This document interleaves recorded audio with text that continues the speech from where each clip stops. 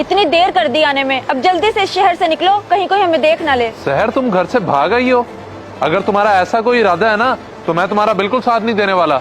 चलो तुम्हें घर छोड़ के आऊं। देखो मैंने बिल्कुल सही फैसला लिया है, अब्बू हमारे रिश्ते के लिए किसी सूरत नहीं मानेंगे, इसीलिए मैंने ये कदम उठाया है। मगर मैं तुम्हारे इस फैसले के हक में हरगिज नहीं हूँ, बल्कि तुम फिक्र ना करो, मैं तुम्हारे अब्बू से खुद चल के बात करता हूँ। आ जाओ। शहरोज तुम समझ क्यों नहीं रहे? अब्बू तुम्हारी जान के दुश्मन बने हुए हैं, इसलिए जो मैं कहती हूँ उस पर अमल करो।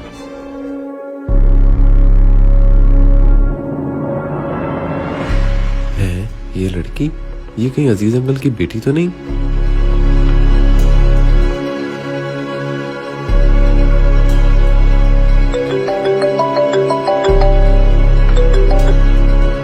हेलो अजीज साहब, आपकी बेटी सहर इस वक्त कहाँ है? जनाब, खैरियत?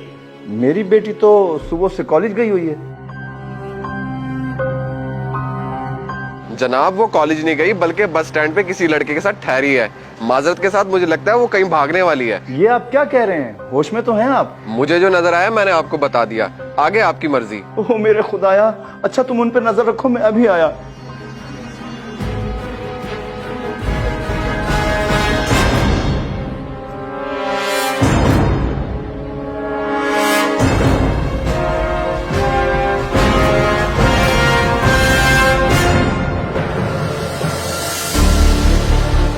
कहाँ गई? मुझे लगता है लड़की हाथ से निकल गई।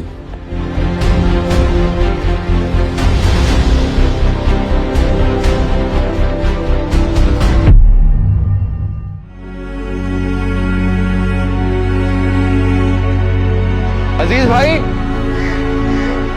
अजीज साहब, माजरत के साथ आपकी बच्ची भाग गई है, मैं उस पर नजर नहीं रख सका। ये क्या कह रहे हो तुम?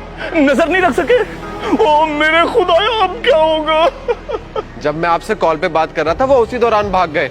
मैंने बहुत ढूंढने की कोशिश की लेकिन वो नहीं मिले। अच्छा बेटा, अब तुम ये किसी को ना बताना, वरना बहुत बदनामी होगी। आप फिक्र ना करें, अल्लाह हमारे साथ है।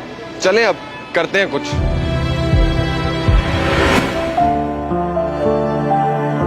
जनाब, बहुत बहुत मुबारक हो आपको निकाह की। अल्लाह आपका रिश्ता हमेशा कायम रखे। आमीन। मौलवी साहब, आप बैठते, मैं आपका मुंह मीठा करवाता। बैठने का टाइम तो नहीं है जनाब, जो आपने मिठाई हमें खिलानी थी वो वैसे दे दें। जी जी, क्यों नहीं। बहुत शुक्रिया जनाब।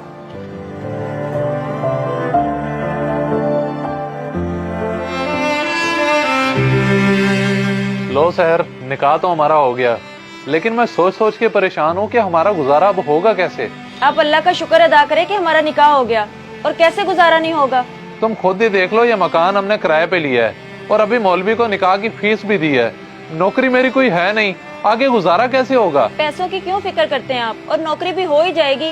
फिलहाल जो मैं जेवर लाई हूँ वो बेच के घर का सामान ले आए। कोई जरूरत नहीं है तुम्हारा जेवर बेचने की, इस घर में सब कुछ है तो सही। ये तो उस मालिक मकान की मेहरबानी है कि उसने हमें ये सब दे दिया, लेकिन मैं इस सामान की नहीं, राशन की बात कर रही हूँ। वो तो हमें खुद लाना होगा ना, और जेवर मेरे किसी काम का नहीं। आप बस बेच आए उसे, मैं लाती हूँ।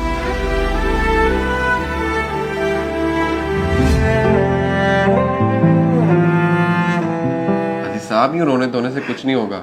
मेरी बात माने तो थाने चल के रिपोर्ट दर्ज करवा देते हैं। एक दिन गुजर चुका है, मेरी बेटी का कहीं कुछ पता नहीं चला। तुम क्या चाहते हो कि मैं थाने जाकर अपनी इज्जत का जनाजा निकलवाऊं?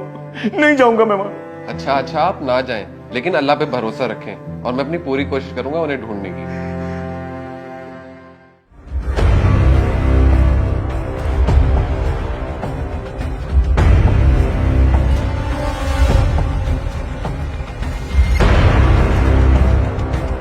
ओए निकाल दे जो भी है तेरे पास।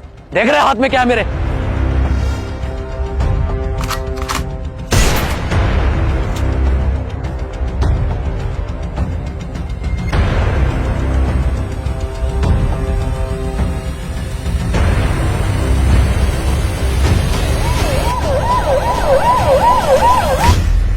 जिन्हें आप हॉस्पिटल लेके आए हैं, क्या लगते हैं आप उनके? डॉक्टर साहब, मैं इन्हें इंसानियत के नाते लेके आया हूँ, बाकी मेरा कोई ब्लड रिलेशन नहीं है इनके साथ। अच्छा, लेकिन बेचारे के साथ हुआ बहुत बुरा है। स्पाइनल कॉर्ड में गोली लगी है, रिकवरी को 2 से 3 हफ्ते लग जाएंगे। ओहो, बस अल्लाह इसे जल्द से जल्द सेहतयाब करे। आमीन।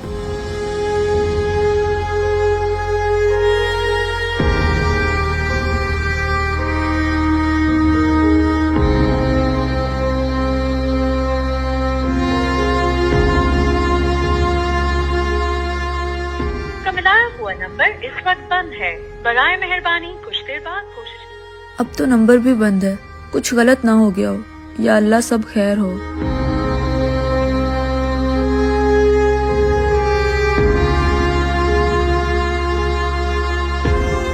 अब तो 2 दिन हो गए हैं लेकिन उनका कुछ पता नहीं है। कहीं वो मुझे धोखा तो नहीं दे गए। आखिर अब मैं क्या करूं, किसे जाके बताऊं?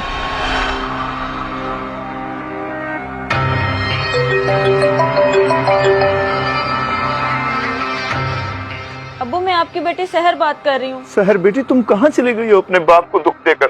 इतने दिन से तुम्हारा नंबर भी बंद है। अब्बू मेरे से बहुत बड़ी गलती हो गई है, मुझे माफ कर दें। मैं बहुत मुश्किल में हूँ, मुझे अभी आकर ले जाएं। अच्छा मेरी बेटी, तुम मुझे अपना पता बताओ, मैं अभी आ जाता हूँ। आप लाहौर की कासिम कॉलोनी में आ जाएं, मैं आपका इंतजार कर रही हूँ।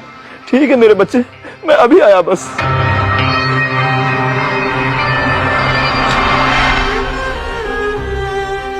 अब्बू मुझे माफ कर दें, मैंने आपकी इजाजत के बगैर इतना बड़ा कदम उठाया जिसकी मुझे ये सजा मिली है। बेटा तुम्हें एहसास हो गया, मेरे लिए इतना ही काफी है। लेकिन मुझे बताओ वो बदबख्त गया कहाँ? अब्बू उसने मुझे धोखा दिया है, मेरा सारा जेवर लेकर चला गया और मुड़ के पूछा भी नहीं। बेटा कोई बात नहीं, शुक्र है तुम तो सही सलामत हो ना। उठो अब अपना सामान लो ताकि हम अपने घर चलें।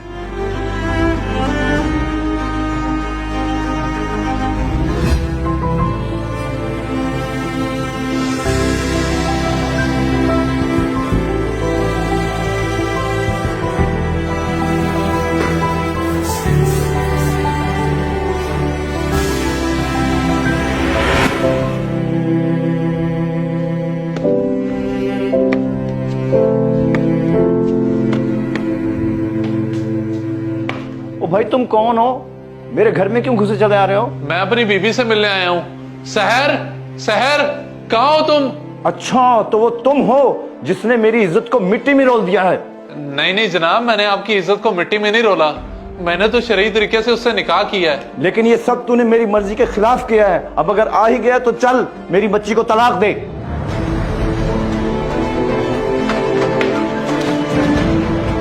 तुम यहाँ? शर्म आनी चाहिए तुम्हें, जो तुम मुझे वहाँ अकेला छोड़कर चले गए। दे अब तू इसे तलाक। देखिए मेरी बात तो सुन ले, मैंने किसी के साथ कुछ गलत नहीं किया, लेकिन मेरे साथ जो हुआ है आप लोगों को अंदाजा भी नहीं है। भला ऐसा क्या गलत हो गया था तुम्हारे साथ जो तुमने जरा भी नहीं सोचा मैं वहाँ अकेली क्या करूंगी, किसके सहारे जीऊंगी? सहर, क्या मैं तुम्हें इतना खुदगर्ज नजर आता हूँ? मुझे तुम्हारा एहसास है, बल्कि उस दिन जब मैं तुम्हारा जेवर बेचने जा रहा था तो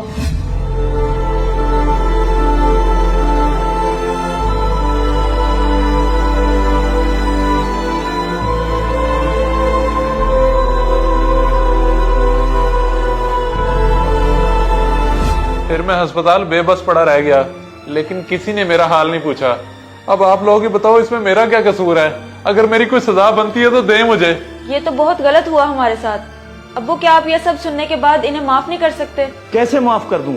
जितनी बड़ी गलती इसने की है उसकी माफी किसी सूरत मुमकिन नहीं है। वो गलती इनकी नहीं मेरी थी, तो फिर मुझे सजा दें क्योंकि मैंने इन्हें मजबूर किया था। ये देखें मेरे आपके सामने हाथ जुड़े हैं, अगर हो सके तो हम दोनों को माफ कर दें। अब्बू ये देखें मेरे भी हाथ जुड़े हैं, और गलतियाँ बच्चों से ही तो होती हैं, फिर माँ बाप ही उन्हें माफ करते हैं। बेटा मैं इतना भी संग दिल नहीं हूँ जितना तुमने मुझे समझ लिया है। मैंने तुम दोनों को माफ किया। इस वीडियो को सदका जारिया समझकर जरूर शेयर करें। हो सकता है आपका एक शेयर किसी की जिंदगी बदल दे।